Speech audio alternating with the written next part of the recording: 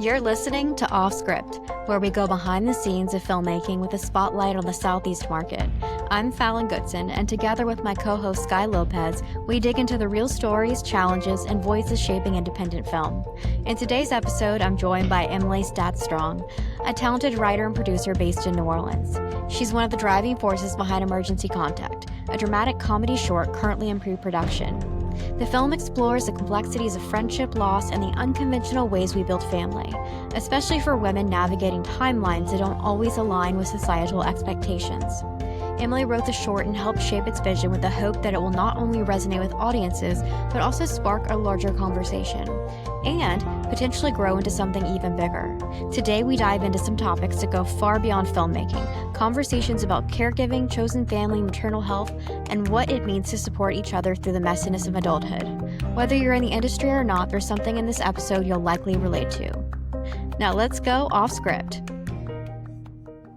Welcome, Emilie. Something that we always do is have our guest give a 15-second just little intro of who they are. I'm Emilie Staat Strong. I am a writer and producer in New Orleans. I create in a lot of different mediums and with different folks and love to learn new mediums of creation and project and all that good stuff. And I'm currently making a short film called Emergency Contact. Amazing. We're going to start off with a little icebreaker. So if you could pick any fictional character to be your emergency contact, who would that be? I was thinking about this, and the first person that came to mind is a little intense, but Furiosa from Mad Max Fury Road. I think she would be my emergency contact. That's great.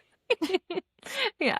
I love that. Oh my gosh. Okay, so there's a crowdfunding campaign underway for Emergency Contact right now. And in many ways, this parallels the themes of the story because the story is about women's timelines. Why do you think it's so important to tell stories about the pressures women face in building families, particularly at this moment?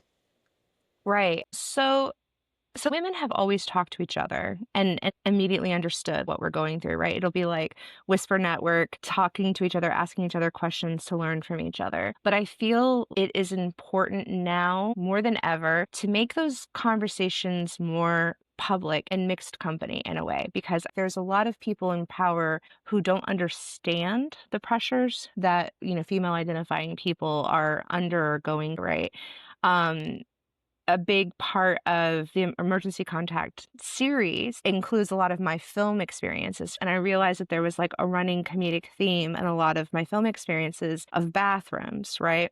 Like as a woman on sets, especially if it's a set that's organized by a male identifying person or a group of male identifying persons, there's almost never enough bathrooms, or they're not close enough to set. You don't have long enough breaks for all of the women to go to the bathroom. And like one female film professional, very experienced scripty, once told me, "You don't even want to know how many UTIs I've had." I think it's important always, but especially right now, to lift up the experiences of women, people who are experiencing extra challenges. And so that's why I'm making it and what I'm hoping to achieve with it. I got to read the short script and I resonated with it just because of where I am in my life. And this industry, unless you really achieve a lot at an early age, it is not built for women who might want to start a family, however that looks like. It doesn't have to be the traditional way, but it really does get to a point where you put so much energy and so much effort into trying to make it in this industry, and it's so up and down that you don't want to just all of a sudden stop. And then also being a woman, your body changes, or even if you adopt a child, you have to spend, that time when you first have the child in your home. It's so important. And I really related to that. And this film, it touches on some really heavy things like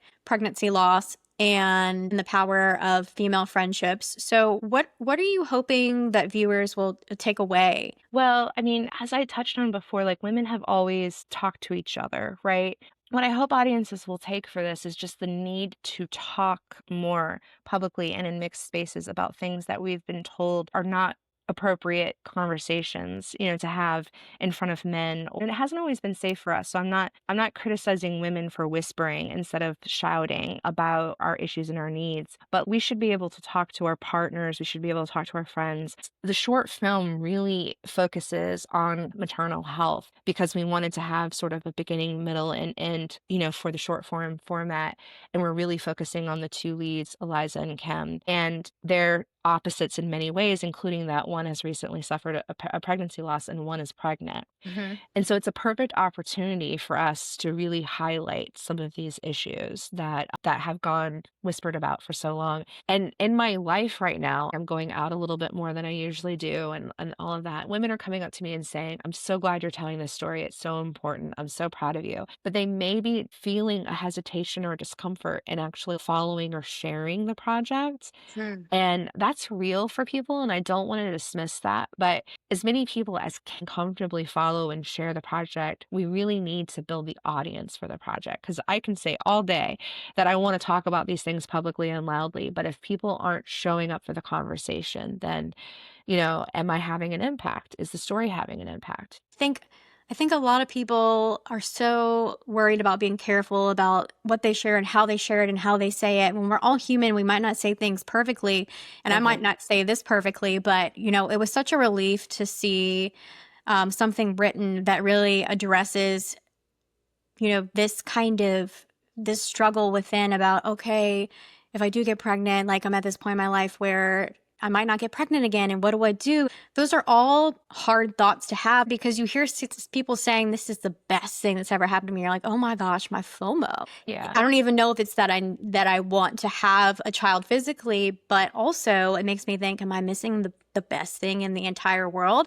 And Right. it can be all the way on the spectrum of someone who just doesn't know if they're ready to become a mom to can't have physically have children. And Right. that in between sometimes is really rough. I could physically probably still have a kid and it'd be fine. But I'm also at the point in my life where that would have to be a decision I'd have to make now. And I'm so in this point in my career where it doesn't fit in my personal timeline, but I don't know when I guess the perfect time is. But I just love that you are bringing this up because even if I Mhm. and other people don't find the answer, it feels so much better to be able to even talk to people about it. It's not Right. some secret you have to keep like, okay, I'm not talking about this because if I do, then it becomes real and then my indecision becomes real. Right. So yeah, this is super important. And I think it's really going to be therapeutic to a lot of people to see something like this. And so it goes into this unconventional means of having a family. And that's kind of the key theme. It's like this odd couple, little Grace and Frankie like. So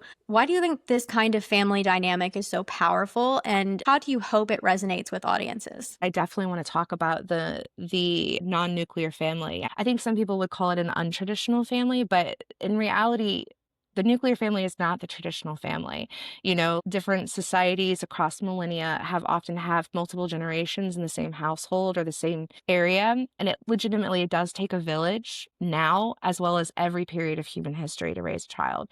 People often had grandparents, adult siblings, servants in some cases to help them with children, right? And it's never really been one or even two people who raise a child. So the nuclear family is a myth, and it's a relatively young myth that we're acting like is the traditional family, but that's not the traditional family. And in talking about this with my producing partner Nancy, and other folks, I'm realizing too that I feel like a family like the one that we're showing in Emergency Contact is also a potential antidote to the loneliness epidemic because I feel this sort of insistence that the nuclear family is the only way to have a family is making a lot of us isolated and lonely.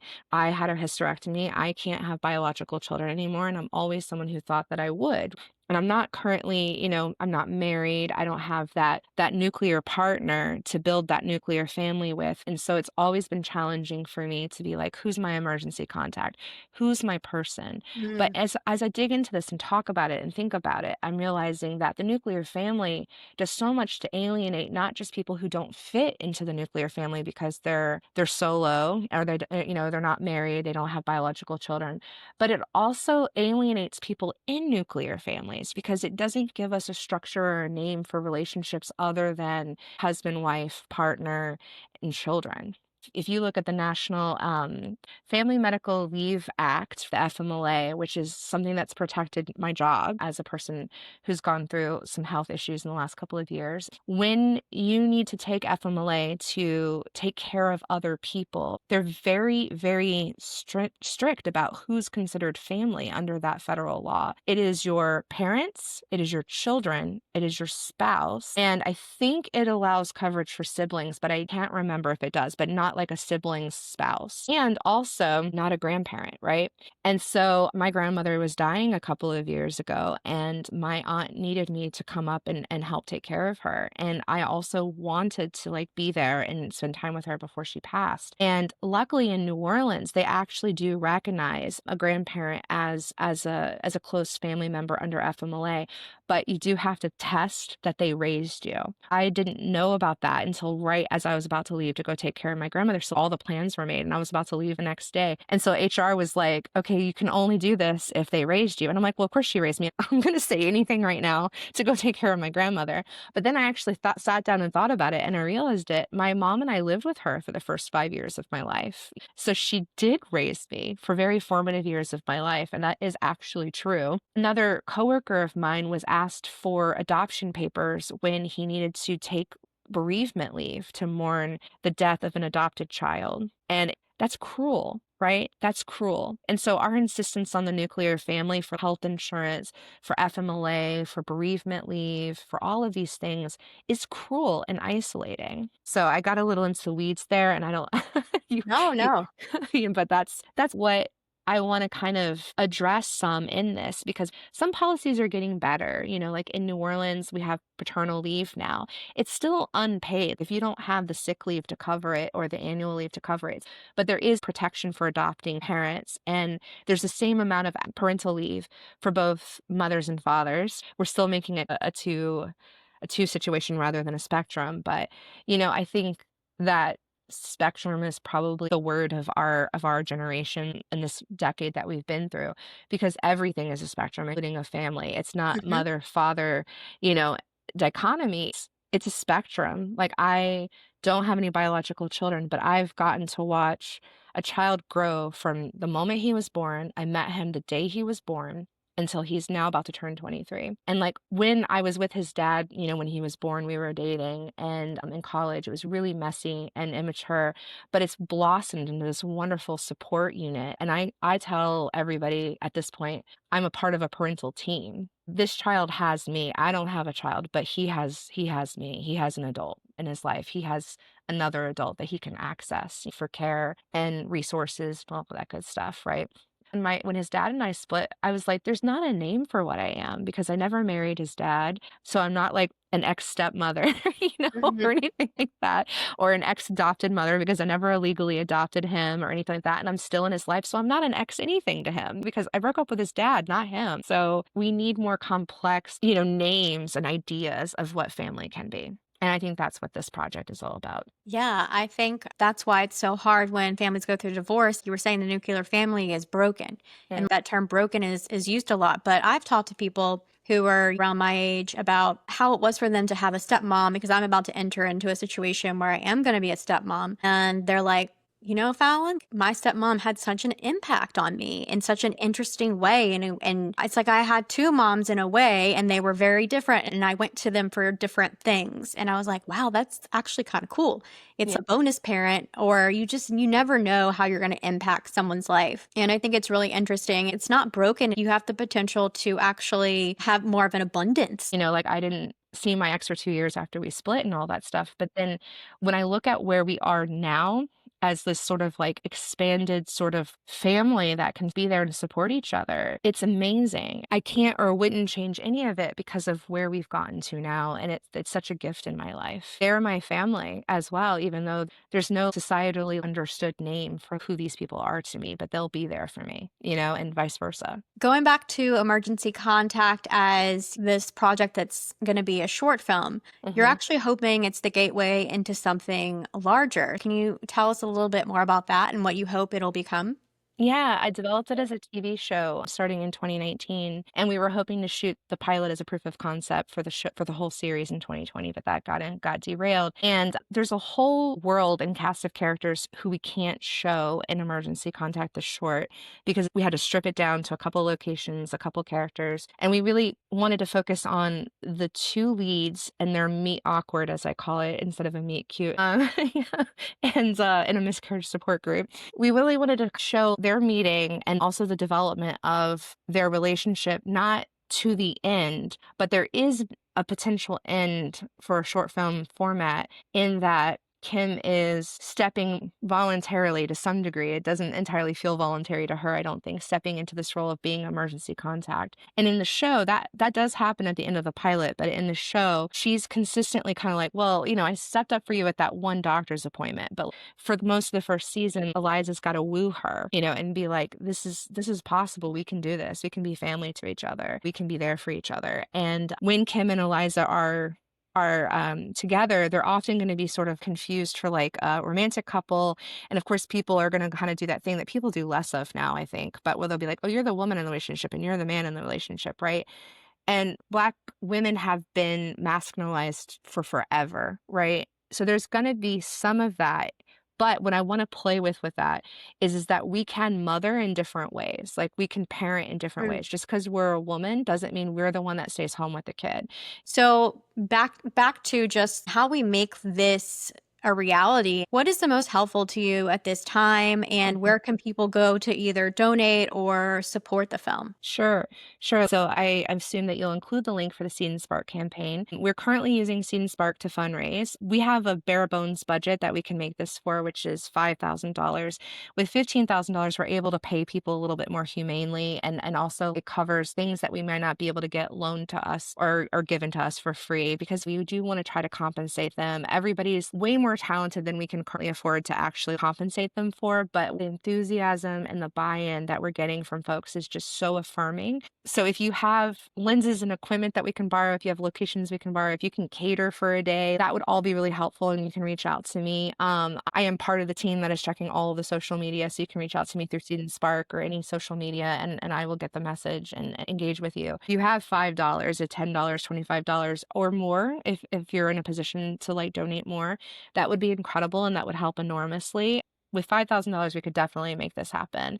And then if with 15, we can make it a little bit easier and a little bit more humanely and pay people more of what they're worth. And I know that sounds like an intimidating large number. And you're like, why is this short film costing that much money? And it's like camera equipment and labor. And we can maybe get the camera equipment for free or borrow it, but we do not want to get the labor for free. We want, especially right now, labor issues are so, at least two of us on the team are labor organizers, so we definitely don't want to not pay people anything. And I think people are willing to work for free or for low amounts, especially if they believe in the project and if we're giving them an opportunity to stretch. So if there's anybody here that like has something that they want to stretch into, a role that they want to stretch into, you can also message me and basically be like, hey, I'll work for free or $50 a day if I can have the opportunity to do this. This is what my background is, but this is the thing that I would like to try to do, that kind of Yeah, thing. even the film schools around here. I know I went to the Tulane Film Festival this year and there was some talent there.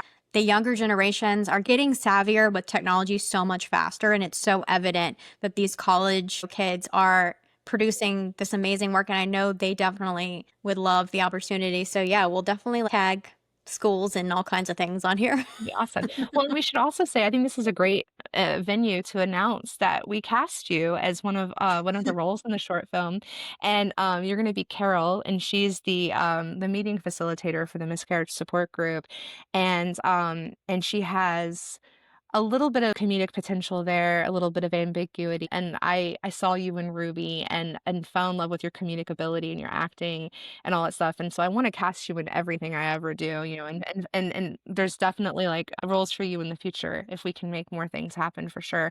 And I'm so excited to see what you're going to do with that role because in the short, she's just got a couple of lines and I know you're going to just chew those lines up and make the most of it and all of that stuff. But she definitely has a bigger role to play in the series. Yeah, it's gonna be really fun, and I'm happy to get behind this project however I can because, yeah, it's something that I believe in as I believe in filmmaking, believe in filmmakers, but I also believe in the story you're telling. Yeah, everyone support however you can. We will tag all the Instagrams and all the links and all the things. So just click them and follow. It doesn't take, more than 2 seconds to follow. Thank you so much. We'll have to get you on here again when the project is wrapping up. I'm sure the audience is probably going to be dying to know how this turns out and where they can see it. So we will definitely Yeah, have you back. And thank you so much for your time and your absolutely. passion as a filmmaker. What I should say, if you follow the Seed and Spark, if you're able to donate at any level, every level is gonna get a link to stream the film too at the end. Awesome. Awesome. Well, Cool. thanks for being Thank on you for today. having me. Yeah, take care. Thanks for tuning in to Off Script. If you love this episode, don't forget to subscribe, leave a review, and follow us for more unfiltered conversations with the creatives shaping the Southeast film market. Until next time, keep creating, keep pushing, and keep telling your story your way.